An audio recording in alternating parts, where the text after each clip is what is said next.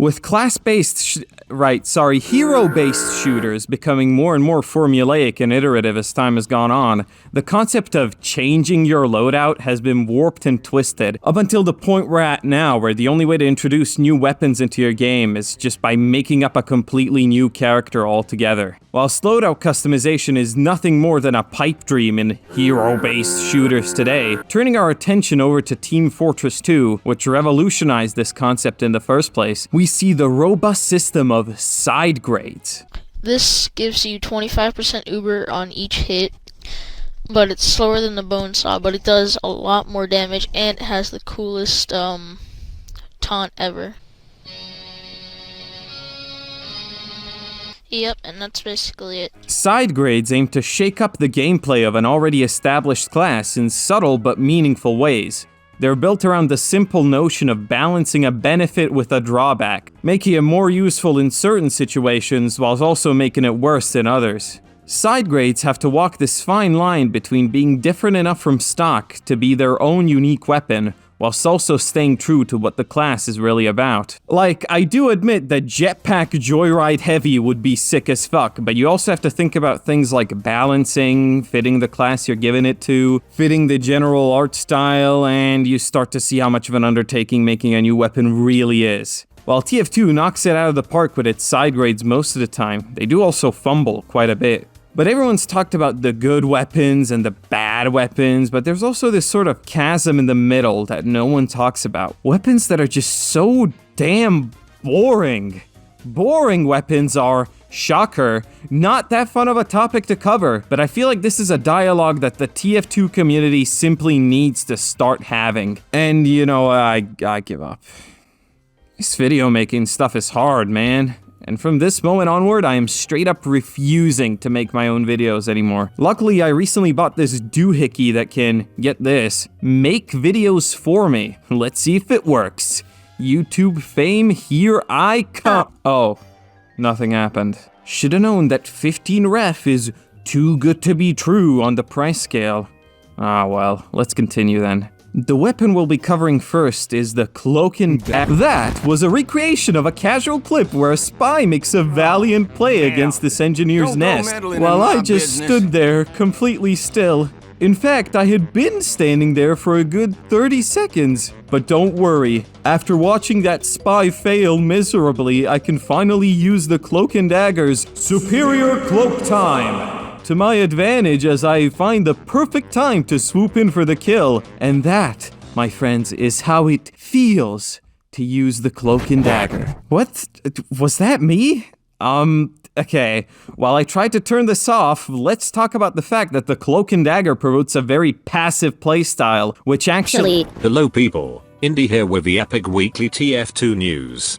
Before we start, however, today's video is sponsored by TF2sleazy.com. Do you want to double your weekly allowance? Then here you go. Use code INDY to win up to 2 refined. TF2 Sleazy has all kinds of unique and fun game modes like coin flip, money burn, crippling debt, and more. What are you waiting for? Get your mom's credit card frozen today. The link is in the description. Must be 18 years or older to play. The Cloak and Dagger item was added in 2009 during the Sniper vs Spy update. The weapon is extremely boring to use, so all evidence points to the fact that Valve has been secretly working on the Cloak and Dagger update for the past 14 years. The update might feature an actual way to enjoy using the weapon as well as the Fem Scout model, which I really like seeing. As always, thanks for watching. This has been a 2-week investigation.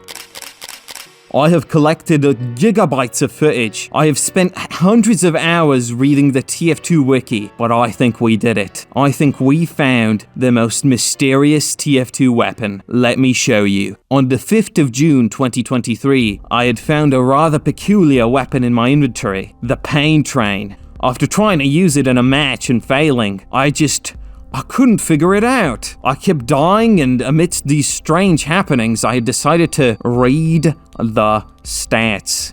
We had uncovered that the Pain Train gives double capture rate on wearer, giving it a minus 10% damage vulnerability to bullets. One question remained. Why? What was the point of it? Why would Valve add a weapon that has both a meaningless downside and an even more meaningless upside? We had to investigate the pain train. It's a weapon that's used by both the soldier and the demo. It's pretty cool, I guess. It's kinda useless at the same time, if that makes sense. But I don't know, and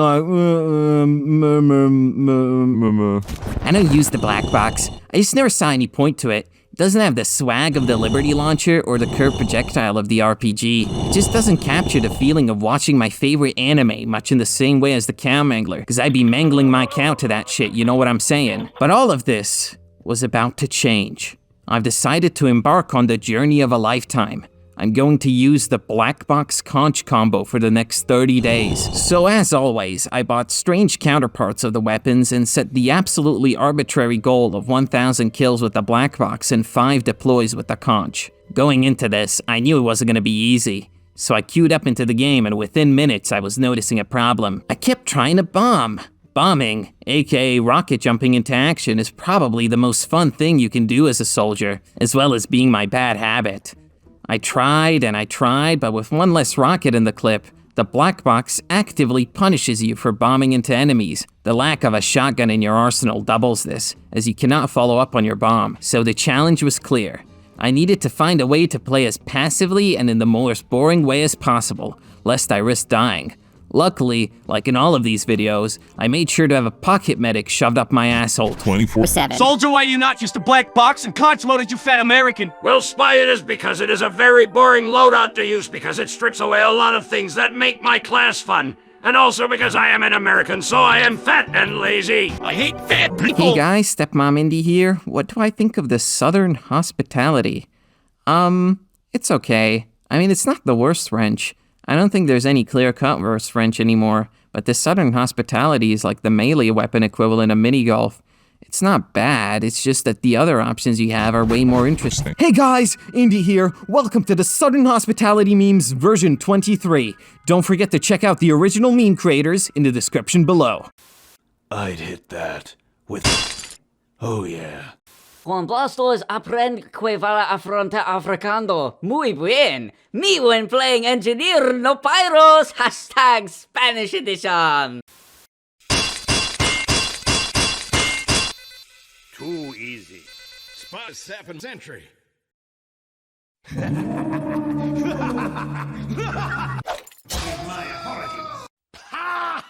Scary facts. There was no Southern hospitality in 2009. Bro, what?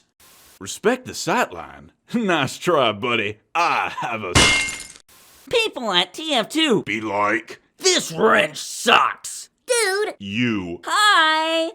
Get this man a Southern hospitality. Southern hospitality? Now that's what I'm talking about.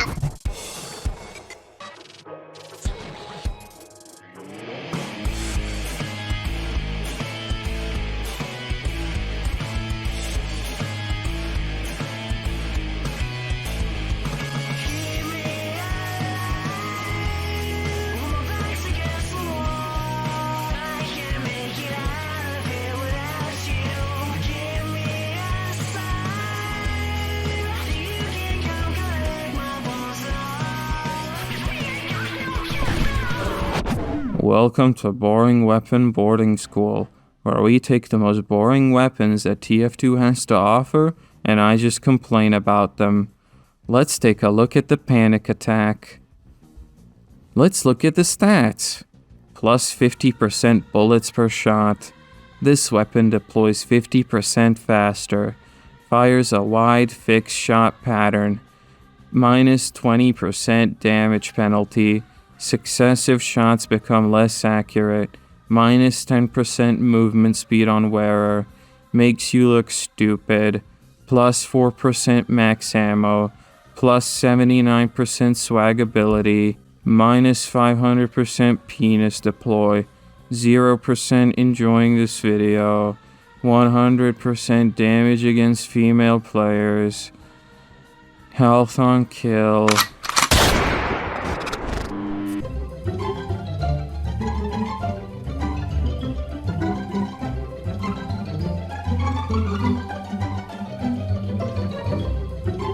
Hello everyone, Indy here with another review. Today we will be looking at the sniper's backpacks. Here we have a backpack. Sniper backpack. Sniper user, can you tell us what you do? Standing around. Is that it? What the fuck? Welcome to Sniper Backpack Stereotypes. Before we begin, a quick disclaimer. Stereotypes apply to everyone. The reason they exist is because they're true. So without further ado, the Razorback blocks backstabs from spies. This one is a total war pig, since you stand around not doing anything. Yeah, the kind of people that use this really like to passively negate pyros. You'll exclusively see war pigs using it.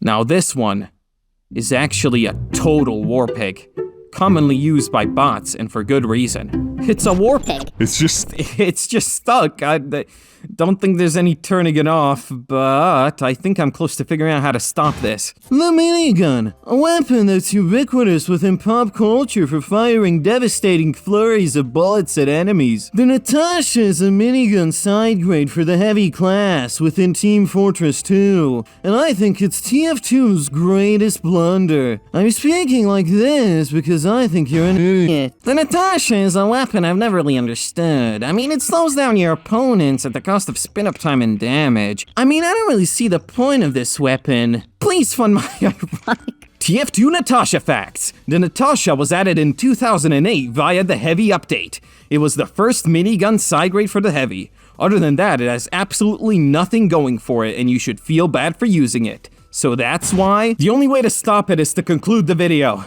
So in conclusion, these weapons, boring. Or even a clutch.